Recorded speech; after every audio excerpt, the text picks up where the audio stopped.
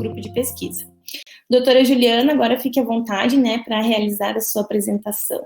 E obrigada. Bom, então, muito obrigada pelo convite. Eu fiquei muito feliz com a oportunidade de estar aqui hoje, falando um pouquinho para vocês e contando um pouco da minha história com a pesquisa. Então, eu me formei em biotecnologia pela UFPEL em 2014. Eu fiz mestrado depois em bioquímica, também pela UFPEL, e doutorado em biociências pela UFSPA de Porto Alegre. E hoje eu vou contar para vocês um pedaço da história que surgiu durante meu doutorado.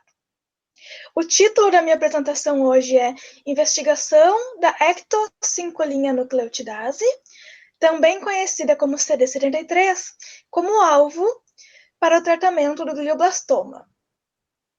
Então, eu dediquei os últimos anos e a gente tem se dedicado na pesquisa com o glioma. O glioma ou glioblastoma são aqueles tumores que acometem o sistema nervoso central do paciente. Eles são tumores que têm semelhanças tanto na expressão gênica quanto na sua morfologia com células gliais. E apesar de eles não serem os tumores mais incidentes, eles são tumores extremamente devastadores e mortais para esses pacientes. E eles permanecem para a gente, como pesquisadores, como um grande desafio. Atualmente, o manejo clínico dos pacientes com glioma, ele é feito baseado em cirurgia, seguido de radioterapia ou quimioterapia, porém o tratamento do glioblastoma é um tratamento muito difícil, principalmente pela região que o tumor acomete, que é o cérebro, que é uma região extremamente complexa e que dificulta muitas vezes a retirada desse tumor. Quando essa retirada é possível, então ela é realizada, e se tem sequência, então, por rádio e quimioterapia. A quimioterapia dos gliomas, ela é baseada em um agente principal, que é o agente padrão ouro, que a gente chama, que é o agente principalmente utilizado, e o nome desse medicamento é a temozolomida, também conhecido como TMZ. Esse medicamento ele surgiu na década de 80, e ele é o principal medicamento utilizado para o glioma desde então. Por quê? Porque o glioma apresenta severas limitações para o seu tratamento, o que torna ele um tumor extremamente desafiador para nós que estamos tentando desvendar novas opções terapêuticas. Por quê? Porque pela região que ele acomete. A gente tem no cérebro a presença da barreira hematoencefálica, que limita a chegada da maioria dos fármacos, o que torna muito difícil, então, e torna o arsenal para o glioblastoma muito limitado. Nesse sentido, então, a gente sabe que o tratamento com a quimioterapia aumenta a sobrevida desses pacientes atualmente em apenas 2 meses, o que significa que um paciente com glioblastoma tem uma sobrevida média de cerca de 12 meses após o diagnóstico, o que é extremamente limitador e devastador para esse paciente. E se a gente faz o tratamento, então, combinando radioterapia e quimioterapia, essa sobrevida sobe para cerca de 14 meses. Ou seja, a gente consegue aumentar a sobrevida desse paciente em apenas 2 meses com a quimioterapia atualmente. Por quê? Porque cerca de 90% desses pacientes, eles acabam por desenvolver quimiorresistência. Ou seja, eles têm tumores extremamente heterogêneos e instáveis.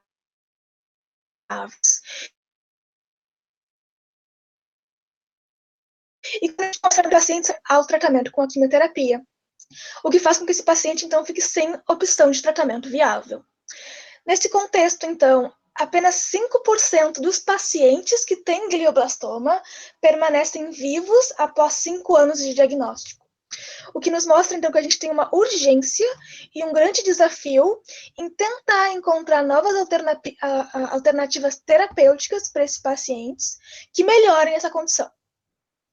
Bom, nesse contexto, então, nessa busca por novas alternativas terapêuticas, o nosso grupo tem estudado, ao longo dos últimos anos, a sinalização purinérgica. Eu sei que a sinalização purinérgica não é um contexto comum para todo mundo, então eu queria começar introduzindo para vocês um pouquinho sobre o que é essa sinalização. Bom, a sinalização purinérgica, ela é a sinalização realizada por purinas ou pirimidinas no meio extracelular, ou seja, no lado de fora da célula. Essa sinalização geralmente começa com a chegada dessas purinas ou dessas pirimidinas do lado de fora da célula. E elas fazem isso, então, passando através da membrana, através de canais específicos, ou ainda elas podem ganhar o meio extracelular quando uma célula morre. Quando uma célula morre e faz o extravasamento do conteúdo extracelular, pode então liberar no meio extracelular moléculas sinalizadoras, como é o caso do ATP. Esse ATP, então, após ganhar o meio extracelular, ele vai exercer o seu papel como molécula sinalizadora através de alguns receptores específicos presentes na membrana da célula. Esses receptores podem ser principalmente de dois tipos, receptores do tipo P2X ou receptores do tipo P2Y. O ATP, quando alcança os seus receptores e passa essa mensagem para a célula, classicamente ele tem uma mensagem mais pró-inflamatória. Ele é um sinal de dano, um sinal de perigo. Quando esse ATP se liga em receptores do tipo P2X7, ele vai acarretar, então, em uma resposta relacionada com morte ou proliferação celular e inflamação, fazendo, então, o recrutamento de algumas células imunes e fazendo com que essas células imunes se ativem e passem a secretar citocinas pró-inflamatórias. Já quando o ATP se liga em receptores do tipo P2Y, ele vai controlar eventos de proliferação e migração celular, diferenciação e recrutamento de alguma célula imune, que é específica do sistema nervoso central, que também é conhecida como microglia. Bom, quem vai fazer o término desse ATP no meio extracelular e vai retirar essa molécula sinalizadora é uma enzima.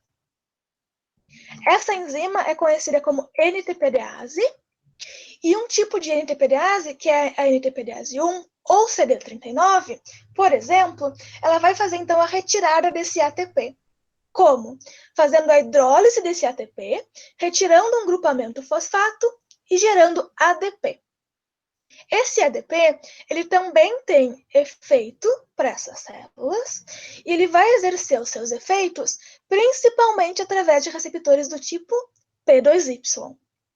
O ADP, diferente do ATP, controla, então, eventos de ativação plaquetária, regulação da função celular de, por exemplo, microglia e migração de células endoteliais. Mais uma vez, quem vai terminar o sinal do ADP vão ser as NTPDases, e elas vão, então, mais uma vez, hidrolisar o ATP, removendo mais um grupo fosfato, gerando AMP. Esse AMP, ele é substrato de uma enzima, que é a enzima que eu vou falar muito aqui para vocês hoje, que é conhecida como ecto-5-linha-nucleotidase, ou popularmente conhecida como CD73. A CD73 é uma enzima presente na membrana da célula, ela é presente em diversas células no nosso organismo, e ela é responsável, então, pela hidrólise do AMP. Portanto, o AMP é o substrato da CD73. O AMP vai ser hidrolisado, removendo mais um grupo fosfato, gerando uma molécula sinalizadora muito importante, que eu também vou falar muito sobre para vocês hoje, que é a adenosina. A adenosina também tem receptores presentes na membrana da célula, e são receptores do tipo P1. Essa adenosina, então, ela vai controlar eventos nessa célula relacionados com imunossupressão, angiogênese e proliferação celular. E essa, então, é a cascata de sinalização purinérgica que a gente escolheu como alvo para tentar tratar os gliomas. Bom, então, em 2019, a gente revisou os efeitos da sinalização purinérgica no contexto do câncer em geral. O que a gente achou foi que essas células tumorais, como uma estratégia de sobrevivência, em alguns tumores, elas têm um aumento da expressão de CD73 na sua membrana. Ou seja, a CD73 é superexpressa por essas células tumorais. O aumento da expressão de CD73 acarreta num aumento de produção de adenosina no microambiente tumoral, no meio extracelular. Essa adenosina, então, quando se liga em receptores do tipo P1, ela vai acarretar em efeitos diretamente para essas células tumorais. A adenosina vai ser importante para induzir a invasão de células tumorais, para induzir a formação de metástases, para induzir a migração celular, a proliferação e sobrevivência dessas células tumorais, para induzir um aumento da resistência dessas células à quimioterapia. Ela também causa um aumento da angiogênese e formação de novos vasos sanguíneos, que vai ser importante para levar nutrientes para essas células tumorais e possibilitar que elas continuem crescendo de maneira descontrolada. E ela também tem efeito nas células imunes. O que a gente sabe é que essas células tumorais, elas são muito inteligentes. E o que a gente esperava que acontecesse no início era que as nossas células do sistema imune fossem capazes de reconhecer essas células tumorais, já que elas são células estranhas, e elas fossem capazes, então, de matar essas células tumorais, causando um controle do crescimento tumoral. Mas essas células tumorais, elas são tão inteligentes que elas são capazes de chamar essas células imunes para perto delas, e quando essas células chegam perto das células tumorais, elas são educadas e reprogramadas para, em vez de matar o tumor, passar a ajudar o tumor a crescer. E elas então, passam a formar esse microambiente que vai estar lá presente, ajudando a proliferação do tumor. E como que esse tumor educa essas células imunes, então? Ela educa também através da produção de adenosina. Essa adenosina no microambiente tumoral vai se ligar nos receptores de adenosina, que estão presentes não só nas células tumorais, mas também nas células imunes, e vai fazer com que essas células imunes, que são, por exemplo, linfócitos, ou macrófagos, ou células natural killer, essas células imunes, então, vão ficar inertes, elas vão ser freadas e vão passar, então, a secretar substâncias, como, por exemplo, citocinas anti-inflamatórias e fatores de crescimento, que vão ajudar o tumor a crescer. Bom, depois de contar tudo isso para vocês, o que a gente pensou foi, bom, tendo em vista todos esses efeitos benéficos para o tumor da CD73, talvez bloquear essa enzima poderia ser uma estratégia interessante para controlar todos esses eventos e remover essas vantagens do tumor, fazendo então que esse tumor reduza de tamanho e melhorando aquela situação muito triste que eu contei para vocês que os pacientes com glioblastoma passam hoje em dia. Bom, além disso, o nosso grupo de pesquisa nos últimos 20 anos mostrou alguns efeitos da CD73 nessas células de glioma. Em 2003, a gente mostrou, então, que especificamente nas células de glioma, a gente tinha uma alteração da sinalização purinérgica. E que essas células, então, superexpressavam CD73 e elas eram voltadas para a produção de adenosina. Já em 2008 e 2012, a gente mostrou, então, que a expressão da CD73 é correlacionada com a proliferação e a adesão dessas células de glioma. Mais uma vez, então, mostrando que talvez a CD73 fosse um alvo interessante que a gente pudesse abordar para tratar esses tumores. Bom, nesse sentido, então, a nossa primeira pergunta foi: estaria a CD73 envolvida com a proliferação de células de glioma? Para isso, a gente pegou essas células em cultura, a gente semeou essas células em placas de cultivo e a gente expôs elas à adenosina, que é o produto da CD73, e ao AMP, que é o substrato da CD73, para tentar entender qual seria o envolvimento da enzima na proliferação das células de glioma em específico. A gente expôs essas células às diferentes concentrações e a diferentes tempos de exposição e avaliou a viabilidade dessas células, ou seja, quantas células permaneciam vivas após o tratamento. No primeiro gráfico, a gente observa, então, o efeito da adenosina nessas células de glioma. Então, a gente considerou o controle como 100% viável. A gente observa que, quando a gente trata essas células com adenosina, a gente tem um aumento da porcentagem de células viáveis, indicando, então, que a adenosina induz proliferação dessas células.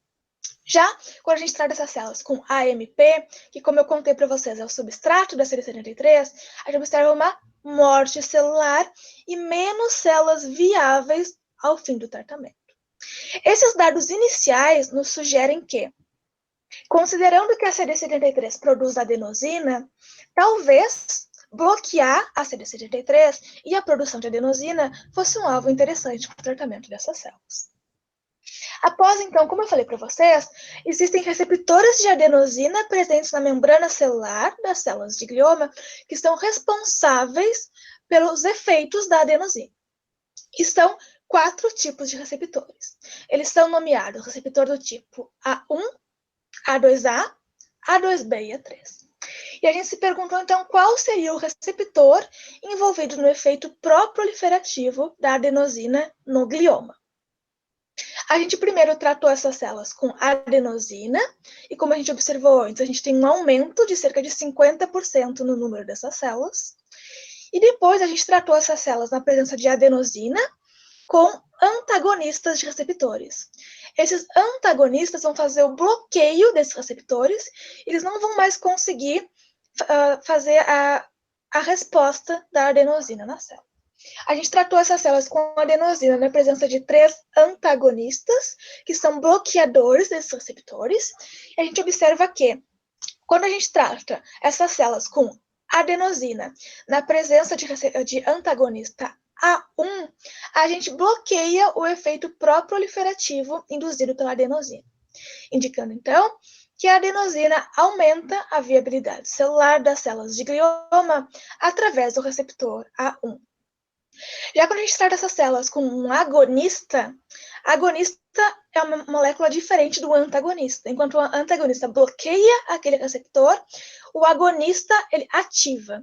Então, quando a gente ativa receptores A3, a gente diminui o número dessas células, indicando, então, que esse efeito da adenosina é mediado por receptor, e cada receptor vai ter uma resposta diferente, onde os receptores A3 induzem, então, uma diminuição da viabilidade dessas células. Bom, considerando, então, que a CD73 produz adenosina e que essa adenosina, via receptor A1, induz a proliferação dessas células de glioma, talvez bloquear a CD73 vai ser interessante para reduzir a proliferação das células de glioma. Então, nosso primeiro objetivo durante a execução desse trabalho foi entender: é a CD73 um alvo interessante para tratar esses tumores? E qual o impacto dessa enzima na progressão dos tumores cerebrais? Para isso, a gente trabalhou com cultura celular, a gente cultivou linhagens celulares de glioblastoma in vitro, e a gente, então, expôs essas células a 2 condições diferentes. A primeira condição era o bloqueio farmacológico da CD73. O que isso significa? Significa que a gente tinha uma pequena molécula, um inibidor, que ele competia pelo sítio catalítico da CD73 e fazia com que ela não fosse mais capaz de produzir adenosina. Ela bloqueava a atividade enzimática da CD73. E a gente tinha, então, um segundo grupo, que a gente chamou de CD73 knockdown. Esse knockdown, a gente utilizou um RNA de interferência ou um siRNA acoplado com lipofectamina, que é um reagente para fazer a transfecção dessas células. E o que acontece nesse grupo? A gente tem o bloqueio da expressão da CD73. Então, no primeiro grupo, a gente não tem atividade catalítica, mas a proteína continua lá, presente na membrana da célula. Já no segundo grupo, no grupo knockdown, a gente não tem atividade catalítica, mas a gente bloqueia a presença da proteína na membrana da célula. Então, a gente trabalhou com esses dois grupos, tentando entender qual seria o efeito da CD73 como enzima, através da produção de CD73, e qual seria o efeito como proteína da CD73 por estar presente na membrana da célula. A gente, então, trabalhou com esses dois grupos, fazendo bloqueio da atividade enzimática e fazendo knockdown da CD73. E após, então, in vitro, a gente avaliou proliferação celular, viabilidade dessas células, o potencial de formar colônias, a capacidade de migrar, a capacidade de invadir os tecidos e a sensibilidade à quimioterapia com a temozolomida.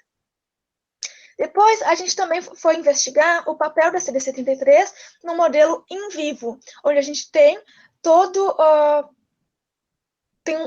uma situação mais completa.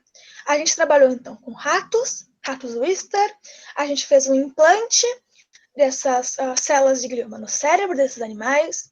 A gente tratou, como eu contei para vocês nesses dois grupos, inibindo a atividade catalítica e inibindo a expressão da CD73. A gente avaliou, então, o crescimento tumoral, a quantidade de adenosina no cérebro desses animais e se esse tratamento era tóxico ou ele seria seguro para um tratamento in vivo nos animais. Bom, essa primeira pergunta, então, essa pergunta era muito clara. É a CD73 um bom alvo para o tratamento do glioma? Essa pergunta, então, nos gerou esse artigo, caso alguém queira ler um pouco mais sobre essa temática. E nesse artigo, então, a gente trabalhou com 4 sequências de RNA de interferência. Uma sequência GFP, que é uma sequência controle, porque essas células elas não expressam GFP, então ela não tem um alvo específico na célula, é só para avaliar o que o processo de knockdown poderia fazer com essas células. 2 sequências que a gente desenhou, que elas vão bloquear a expressão da CD73 em ratos, que a gente utilizou no nosso modelo in vivo, e uma sequência que vai bloquear a expressão de CD73 em humanos, pensando em fazer uma translação para a clínica e para esse paciente no futuro. Bom, para quem não é familiar com o que significa um RNA de interferência ou um siRNA, eles são pequenas sequências de nucleotídeos, em geral cerca de 19 a 23 nucleotídeos. Essas sequências, então, elas são internalizadas pela célula, e para chegarem dentro da célula, a gente tem que fornecer um veículo que vai fazer, então, que vai abraçar essas sequências e vai carregar para dentro da célula.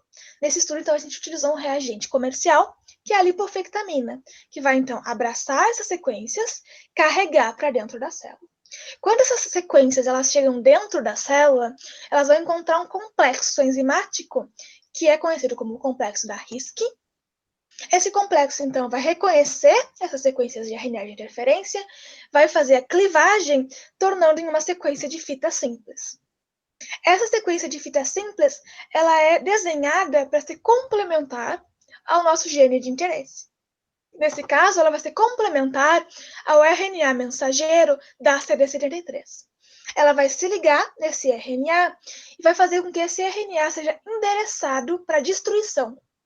Então, a gente vai destruir esse RNA, e esse RNA não vai ser transcrito por uma proteína.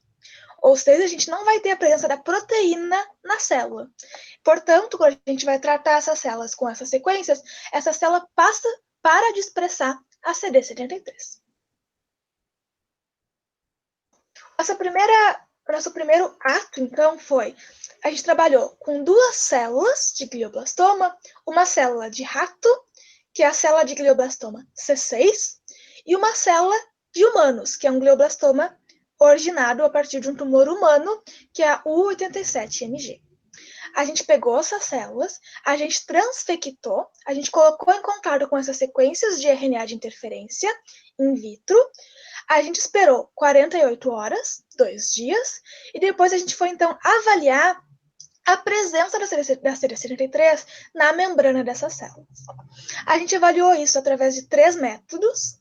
através de citometria de fluxo, através da produção de adenosina, através da atividade enzimática, e através de imunocitoquímica, vendo a presença dessas proteínas na membrana da célula. O que a gente observa, então, vocês podem observar redução, utilizando tanto as células de rato quanto as células de humano, na expressão e na atividade da CD73.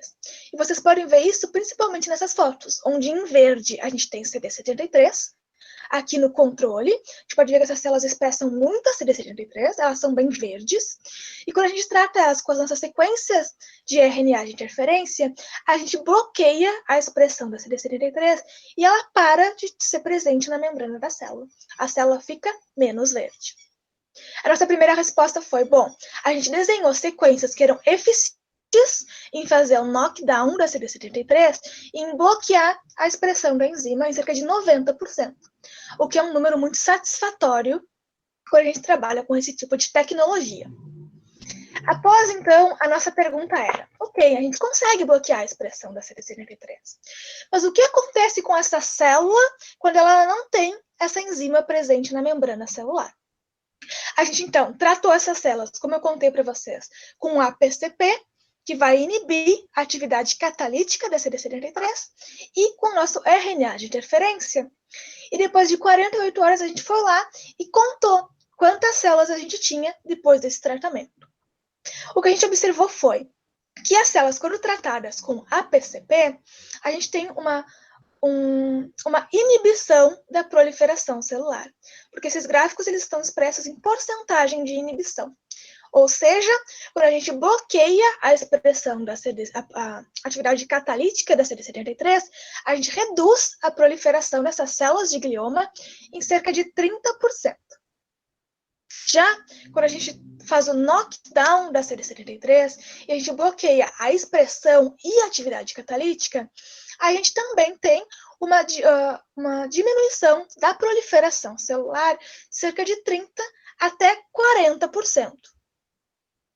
A gente também trabalhou com um grupo onde a gente fez o knockdown da CD73 e depois a gente suplementou com adenosina, porque a gente queria ver se esses efeitos eram mediados através da produção de adenosina. A gente observa aqui, quando a gente faz o knockdown da CD73 e posteriormente suplementa com adenosina, a gente reverte esses efeitos. Esses dados, então, nos indicam que a CD73 controla a proliferação celular do glioma através da produção de adenosina e que bloquear essa enzima reduz essa proliferação. A gente também olhou para a sensibilidade à quimioterapia. A gente tratou essas células, então, com uma concentração que não causava diminuição da viabilidade celular dessas células, ou seja, 100 micromolar de temozolomida. E a gente tratou essas células, então, com essa mesma concentração de droga, mas na presença da inibição da CD73. E o que a gente observa nesses gráficos onde a gente vê o asterisco é que quando a gente trata as células que não têm a CD73 com a temozolomida, a gente tem uma diminuição da viabilidade celular. E também uma diminuição do IC50, que é a quantidade necessária para matar metade dessas células.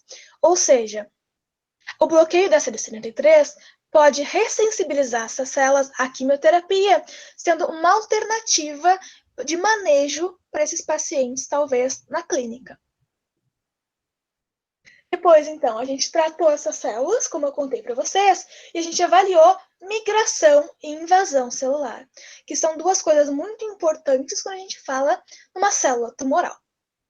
No primeiro grupo, a gente tratou essas células com adenosina. A gente observa, então, que a adenosina, ela aumenta a migração e a invasão celular e a expressão de duas proteínas importantes para essa habilidade, que são a metaloproteinase 2 e a vimentina.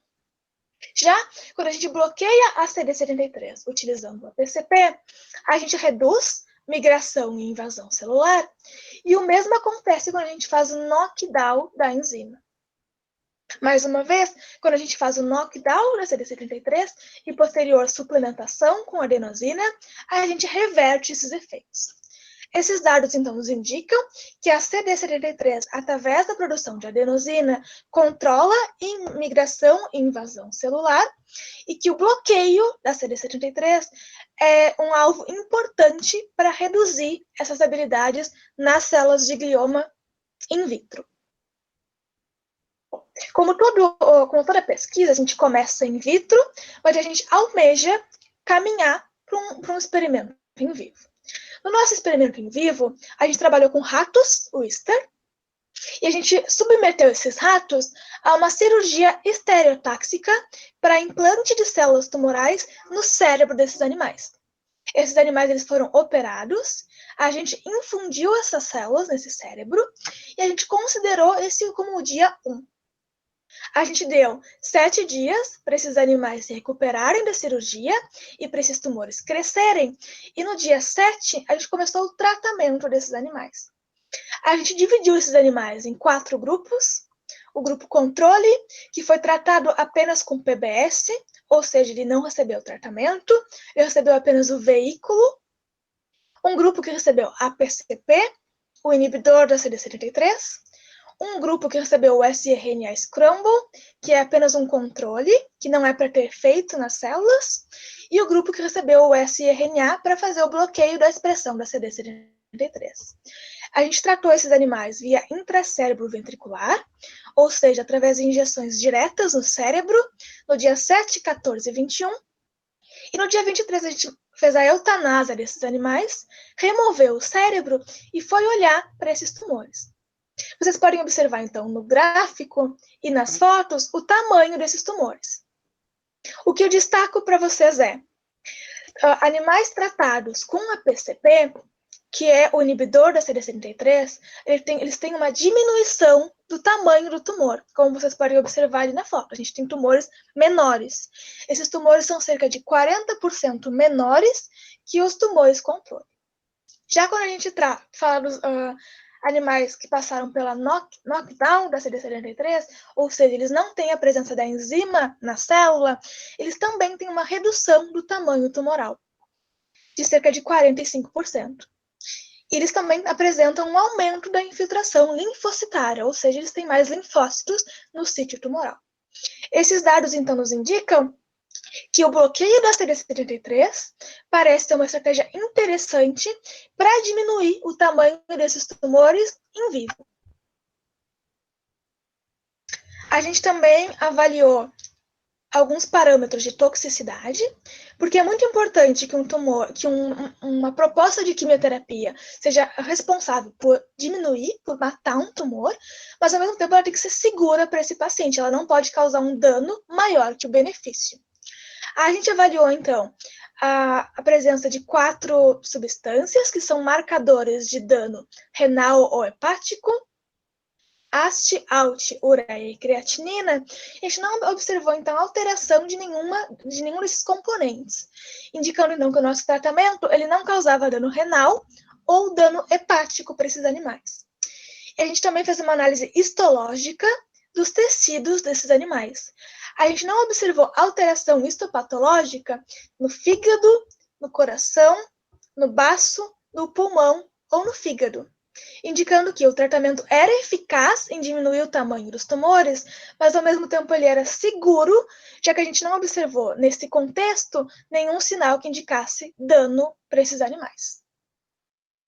Resumindo, então, o que a gente encontrou nessa primeira pergunta foi: a gente foi capaz de fazer o bloqueio da CD73 e, portanto, diminuir a produção de adenosina pelas células de glioma. E isso é relacionado com um aumento da sensibilidade à quimioterapia, uma menor malignidade celular, menor proliferação, migração e invasão celular. E tudo isso é relacionado com uma regressão desse tumor em um modelo in vivo em animais. Então, como eu coloquei para vocês, a nossa pergunta inicial era: É a CD73 um bom alvo para o tratamento do glioma? E a resposta que eu tenho para dar para vocês após esses dados é que, sim, aparentemente a CD73 é um bom alvo, porque o seu bloqueio acarreta em benefícios e diminuição desses tumores para esses animais, e além disso, ela parece ser segura e não causar um grande dano. Bom, os nossos dados nos mostraram, então, que a inibição da CD73 e a inibição da produção de adenosina inibe a progressão tumoral. Mas tudo isso que eu falei para vocês, a gente viu em dados in vitro e em dados em animais. Mas quando a gente trabalha com pesquisa, é muito importante que a gente consiga chegar a uma abordagem que faça a translação daquilo que a gente está vendo in vitro, uma plaquinha celular ou num rato, para uma abordagem clínica que vai ser possível de chegar num paciente, que é o nosso alvo final, quando a gente trabalha com glioblastoma. Então, esses sRNAs, como eu falei para vocês, eles precisam ter algum veículo, alguma coisa que abrace essas sequências e entregue essas sequências para dentro da célula, já que sozinhos isso não é possível. Quando a gente tem um sRNA sozinho, ele é degradado muito rápido e essas células elas não são propensas a levar esse RNA para dentro, porque isso pode ser um perigo para uma célula. Então a gente teve que construir algum veículo para dirigir essas sequências para dentro da célula. A gente escolheu trabalhar, então, com nanotecnologia, que é uma abordagem que a gente acredita muito. Nanotecnologia, então, baseada em lipídios, a gente trabalhou com uma nanoemulsão, que são estruturas muito pequenas, de tamanho na escala dos nanômetros, compostas por lipídios, que vão, então, se conjugar com o nosso RNA e fazer essa entrega para essa célula. E como eu contei para vocês, o glioblastoma é um grande desafio, porque ele está lá guardadinho num sítio diferente, que é dentro do nosso cérebro, que tem toda uma presença de barreiras construídas para evitar que coisas cheguem no nosso cérebro, como um meio de proteção. Então a gente tem que conseguir vencer essas barreiras e entregar essa nossa terapia dentro do cérebro. E a gente trabalhou, então, com nanotecnologia para tentar carregar essas moléculas através da barreira hematoencefálica e criar uma alternativa para o tratamento dos tumores cerebrais. Então, o nosso objetivo agora era desenvolver um veículo para a entrega dessas nossas sequências de RNA de interferência para administração nasal e tratamento do glioma. A gente escolheu, então, trabalhar com uma administração nasal. Por quê? Porque ela é um método eficiente e não invasivo para a entrega de medicamentos para o cérebro. A gente pensou que seria um método que é eficiente, porque a gente tem uma conexão entre o nariz e o cérebro, e esses medicamentos, então, eles são mais capazes de alcançar o cérebro e romper essa barreira quando administrados pela via nasal. E a gente também tem um benefício para esse paciente, que poderia simplesmente se auto-administrar a quimioterapia em casa, através de um spray nasal, sem precisar, então, ir ao hospital e não se expor ao risco de uma internação hospitalar, por exemplo. Seria mais confortável para esse paciente. Porém, a via nasal tem algumas limitações, como uma pequena absorção, e visando, então, romper as limitações da via nasal, a gente trabalha, então, com esse sistema, a nossa nanoemulsão catiônica, conjugada com os nossos sRNAs, para, então, entregar esse sRNA para dentro da célula através de uma administração nasal. Nesse trabalho, então, a gente fez o knockdown, como eu contei para vocês, da CD73, utilizando o RNA de interferência, em conjunto com um veículo baseado em nanotecnologia, uma nanoemulsão. A gente trabalhou com linhagens celulares de glioma, e dessa vez a gente também trabalhou com uma cultura primária de astrócitos, já que os gliomas são tumores que acometem o cérebro e eles são muito semelhantes com células gliais. A gente trabalhou com astrócitos, que são as células análogas, saudáveis do sistema nervoso central, para entender se o tratamento seria seguro para essas células. A gente, então, avaliou o tamanho desses complexos, o potencial zeta, o índice de polidispersão e a eficiência de complexação, e a viabilidade celular e a atividade da CD73 in vitro. E E a gente também trabalhou com ratos, no mesmo modelo do estudo anterior, tratou esses animais dessa vez pela via nasal, com esses complexos, avaliou crescimento tumoral e níveis de adenosina no líquor. E, mais uma vez, o tratamento seria seguro. Bom, como eu contei, a gente trabalhou com uma nanoemulsão catiônica, e esses experimentos, então, geraram esses 2 artigos. Essa nanoemulsão, a gente escolheu trabalhar com ela porque ela apresenta essa carga positiva que vai interagir com esses oligonucleotídeos e ela é composta basicamente de lipídios, o que são, no geral, componentes bastante seguros para uma célula. Essa nossa nanoemulsão, então, era composta de triglicerídeos de cadeia média, de lecitina, que é um fosfolipídio, de DOTAP, que é um lipídio catiônico, ou seja, um lipídio com uma carga positiva, glicerol e água. Essas nanoemulsões, então, elas foram construídas e elas foram complexadas com esse siRNA. E elas foram complexadas em 4 balanços de cargas diferentes, que é o balanço entre a carga positiva, doada pela nanoemulsão, e a carga negativa, doada pelo RNA de interferência. A gente avaliou, então, em 4 balanços de carga, e quando a gente olha nesse quadradinho vermelho, no balanço de carga mais 4, e a gente coça as amostras num gel de agarose, a gente não observa a presença dessa banda branca, que é a presença do siRNA. Ou seja, quando a gente complexa essa nanoemulsão com esse siRNA num balanço de carga mais 4, a gente tem uma 100% de eficiência do casamento entre essas 2 estruturas, e a gente não tem RNA livre, indicando que esse veículo que a gente construiu, ele é eficiente em se complexar com o nosso siRNA. A gente também avaliou algumas características desses complexos que são importantes quando a gente pensa numa apresentação farmacêutica para esse medicamento. Eles têm um tamanho compatível com uma nanoemulsão, como eu falei para vocês, eles têm um tamanho na escala dos nanômetros, cerca de 200 nanômetros, e eles têm um índice de polidispersão próximo de 0, o que indica que a gente tem um sistema estável, eles também e homogêneo, e eles também são positivos, como eu contei para vocês. E essas mesmas características, então, se repetem entre os balanços de carga, onde o mais 4 apresentou características mais desejáveis para pensando, então, num sistema para entrega desse siRNA. Depois, então, a gente pegou esse sistema, a gente marcou com fluorescência e a gente ofereceu para as células. E em vermelho, vocês podem observar, então, a presença do sistema. A gente consegue ver, então, que esse sistema ele é capaz de ser internalizado pelas células, o que é muito importante para ver o efeito do siRNA, que, como eu falei para vocês, vai se dar no interior da célula. Depois, então, a gente tratou essas células com esse sistema e observou a atividade da CD73 para ver se ele seria eficiente em bloquear a CD73, e a resposta é que sim. Quando a gente trata essas células com esses complexos, a gente tem uma diminuição de cerca de 85% da atividade da CD73. Que observa, então, a mesma diminuição em relação à viabilidade celular do glioma, ou seja, a gente tem uma morte dessas células após o tratamento com os complexos.